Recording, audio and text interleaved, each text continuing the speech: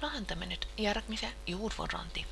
Kõigepealt avaldise lihtsustamiseks näeme, et murd võrdub 1-ga ja sellest võime siis teha kohe järelduse, et järelikult lugeja ja nimetaja on omavahel võrdsed ehk 1 pluss ruutjuur 2x pluss 1 on võrdne x-iga. Muidugi loomulikult me võime kõik siga läbi korrutada ja jõuda siis samale tulemusele.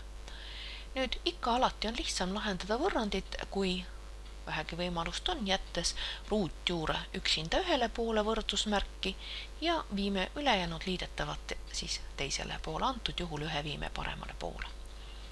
Nüüd peame tõstma võrrandi mõlemad pooled ruutu, teisiti me ruutjuurest lahti ei saa ja jääb vasakule poole 2x pluss 1 ja paremal pool on siis x miinus 1 ruudus ehk vaheruudu valemit kasutades x ruudus miinus 2x pluss 1. Nüüd näeme, et siin on tekkimas meil ruutvõrrand ja selleks viime siis kõik liikmed ühele poole. Antud juhul kasutan seda, et viin kõik liikmed siis paremale, x ruudus miinus 2x viime ka paremale poole, saab ta siis ettemärgi miinus ja teine miinus 2x on veel, järelikult saame kokku miinus 4x. Ühed koonduvad meil siin antud juhul ära ja saame, et avaldise väärtus võrdub 0-ga, võrrandi paremale poole tuleb meil 0. Tegemist on siis mitte täieliku ruutvõrrandiga, järelikult kõige lihtsam oleks tuua ühise tegurina x sulgud ette.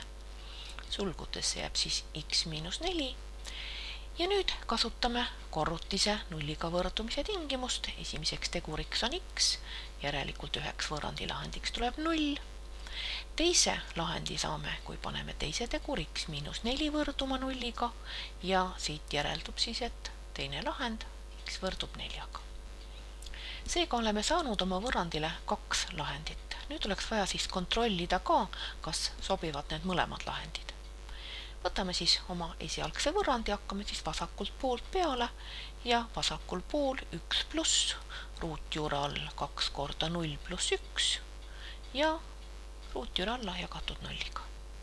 No nüüd me näeme kohe, et muru nimetajasse tuleb sellisel juhul 0, kuid 0-ga jagada ei saa ja sellel avaldisel meil siis antud juhul ju väärtus puudub.